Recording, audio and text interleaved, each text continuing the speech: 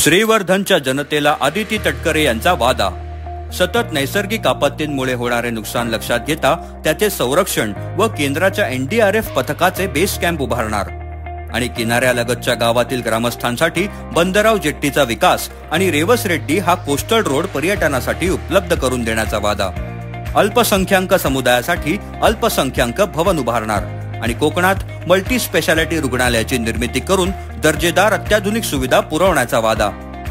मतदारसंघात औद्योगिक हब तयार करून स्थानिक युवक युवतींना रोजगार देणार, तसेच खेळाडूंसाठी जागतिक दर्जाचे क्रीडा संकुल उभारणार आणि महिलांच्या विकासासाठी गृहउद्योग आणि विशेष शिबिर घेण्याचा वादा।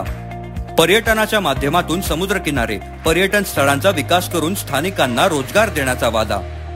येत्या 20 नोव्हेंबरला घड्याळाचे बटन दाबा।